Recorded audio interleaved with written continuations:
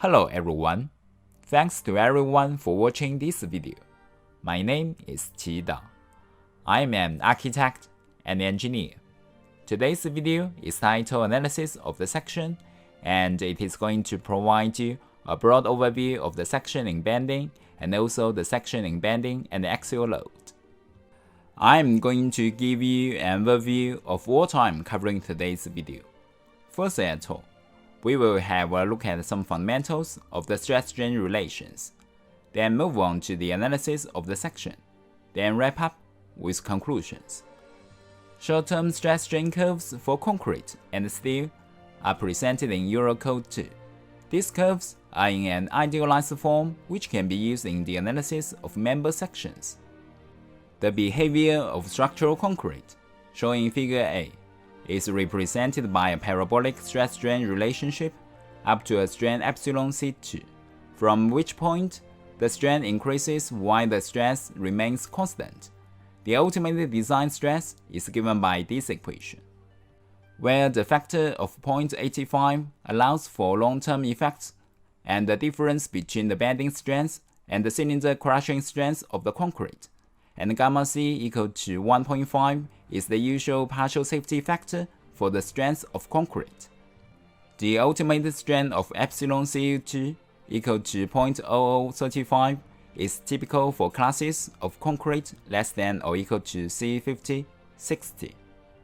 The representative short-term design stress-strain curve for reinforcement is given in Figure B.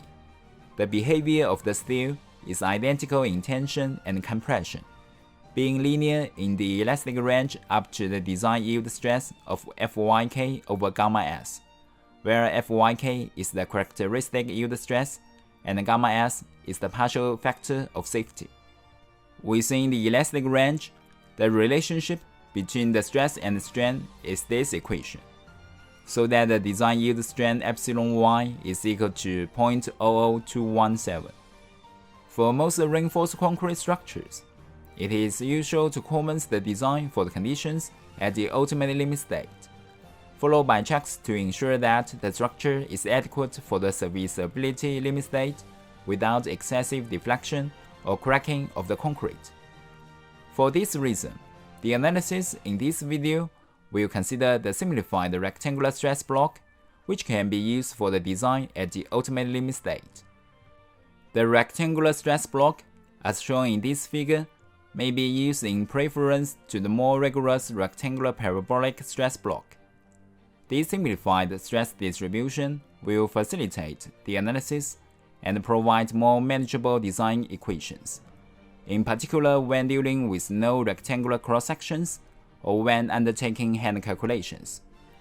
It can be seen from this figure that the stress block doesn't extend to the neutral axis of the section, but has a depth s equal to 0.8 times x. This will result in the centroid of the stress block being half of s equal to 0.4 times x from the top edge of the section, which is very nearly the same location as for the more precise rectangular parabolic stress block.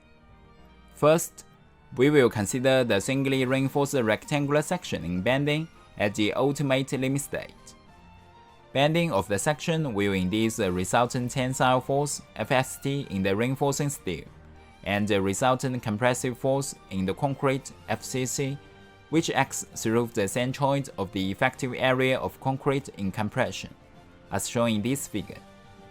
For equilibrium, the ultimate design moment M must be balanced by the moment of resistance of the section, so that we obtain M equal to Fcc times Z equal to Fst times Z, where Z the lever arm between the resultant forces Fcc and Fst. After derivation, we obtain this M equation. Rearranging and substituting K, and solving this quadratic equation, so that we obtain the As expression. The Z equation and As equation can be used to design the area of tension reinforcement in a singly reinforced concrete section to resist an ultimate moment M. The Z equation for the lever arm Z can draw a lever arm curve as shown in this figure. the lowest limit of z equal to 0.82 times d in this figure occurs when the depth of the neutral axis equals 0.45 times d. The concrete section with the depth of neutral axis at the specified maximum depth of 0.45 times d is often referred to as the balanced section because at the ultimate limit state, the concrete and tension steel reach their ultimate strength at the same time. This occurs at the maximum moment of resistance for a singly reinforced section. That is a section with no compression steel. So, for this section with X balance equal to 0.45 times d, the depth of the stress block and the force in the concrete stress block are shown here. For equilibrium, the force in the concrete FCC balance must be balanced by the force FST balance in the steel, so that we can derive this equation, which is the steel percentage for a balanced section which should not be exceeded for a ductile singly reinforced section. The ultimate moment of resistance of the balanced section is M balance equal to FCC balance times Z balance, where Z balance equal to 0.82 times D. Substituting for FCC balance and Z balance, we obtain K balance equal to 0.167. When the design moment MD is such that MD over FCK BD square larger than 0.167, then the section cannot be singly reinforced and compression reinforcing steel is required in the compression zone of the section. This is the limiting value of K equal to 0.167, marked on the horizontal axis of the lever arm curve shown in this figure.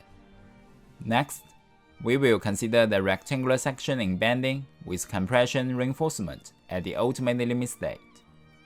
From the section dealing with the analysis of a singly reinforced section, and for concrete class not greater than C50-60, when M larger than 0.167 times FCK BD square, the design ultimate moment exceeds the moment of resistance of the concrete M balance, and therefore compression reinforcement is required. For this condition, the depth of neutral axis, x less than or equal to 0.45 times d, the maximum value allowed by the code in order to ensure a tension failure with a ductile section. Therefore, we have Z balance equal to 0.82 times d. For equilibrium of the section of this figure, we have FST equal to FCC plus FSC, so that with the reinforcement at yield, as this expression, taking moments about the centroid of the tension steel, we obtain M equation, and we can derive as AS' expression and AS expression. Hence, the areas of compression steel AS' and the tension steel AS can be calculated from these two equations. Substituting K balance equal to 0.167 and K equal to M over BD square FCK into these equations would convert them to these two equations. In this analysis, it has been assumed that the compression steel has yielded so that the steel stress FSC equal to 0.87 times FYK. From the proportions of the strain distribution diagram, we can derive these equations. At yield with FYK equal to 500 Newton per millimeter square, and the steel strain epsilon SC equal to epsilon Y equal to 0.00217. Therefore, for yielding of the compression steel, we have these relations. If D' over D is larger than 0.171, then it is necessary to calculate the strain epsilon SC and then determine FSC from ES times epsilon SC. This value of stress for the compressive steel must then be used in the denominator of the previous AS equation in place of 0.87 times FYK in order to calculate the area AS' of compression steel. The area of tension steel is calculated from a modified AS equation such that expression. The above equations apply for the case where the concrete class is less than or equal to C50-60. The constants for concretes up to class C50-60 are tabulated in this table. The equations for the design charts are obtained by taking moments about the neutral axis. Thus, we have these two equations. For specifying the ratios of AS' over BD, X over D, and D' over D, the two non-dimensional equations can be solved to give values for AS over BD and M over BD square, so that a set of design charts, such as the one shown in this figure, may be plotted. Next part, we will introduce the bending plus axial load at the ultimate limit state. The applied axial force may be tensile or compressive. In the analysis that follows, a compressive force is considered. For a tensile load, the same basic principles of equilibrium, compatibility of strengths, the stress-strain relationships would apply, but it would be necessary to change the sign of the applied load N when we consider the equilibrium of forces on the cross-section. The area of concrete in compression has not been reduced to allow for the concrete displaced by the compression steel. This could be taken into account by reducing the stress FSC in the compression steel by an amount equal to 0.567 times FCK. These figures represent the cross-section of a member with typical strain and stress distributions for varying positions of the neutral axis. The cross-section is subject to a moment M and an axial compressive force N, and in the figure the direction of the moment is such as to cause compression on the upper part of the section and the tension on the lower part. For cases where there is tension in the section figure A, the limiting concrete strain is taken as 0.0035. The value used in the design and analysis of sections for bending. However, for cases where there is no tension in the section figure B, the limiting strain is taken as a value of 0.00175 at the level of 1/2 of the depth of the section. In this video, let FCC is the compressive force developed in the concrete and acting through the centroid of the stress block. FSC is the compressive force in the reinforcement area AS' and acting through its centroid. Fs is the tensile or compressive force in the reinforcement area AS and acting through its centroid. The applied force N must be balanced by the forces developed within the cross-section. Therefore, we have this equation. This equation, Fs, will be negative whenever the position of the neutral axis is such that the reinforcement AS is in tension, as in figure A. Substituting into this equation the terms for the stresses and areas, we obtain this equation, where FSC is the compressive stress in reinforcement AS' and Fs is the tensile or compressive stress in reinforcement AS. The design moment M must be balanced by the moment of resistance of the forces developed within the cross-section. Hence, taking moments about the mid-depth of the section, we can derive this equation.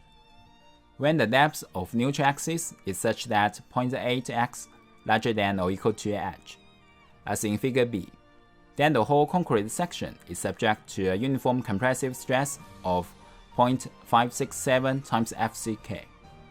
In this case, the concrete provides no contribution to the moment of resistance, and the first term on the right side of this equation disappears. For a symmetrical arrangement of reinforcement, AS' equal to AS equal to half of ASC, and D' equal to H minus D. The previous N and M equations can be written in these forms. In these equations, the steel strengths, and hence the stresses FSC and Fs, vary with the depth of the neutral axis x. Thus, N over BH FCK and M over BH square FCK can be calculated for specified ratios of AS over BH and X over H, so that column design charts for a symmetrical arrangement of reinforcement, such as the one shown in this figure, can be plotted. From conclusions, what we learned: wherever possible, the analysis should be kept simple, yet it should be based on the observed and tested behavior of reinforced concrete members.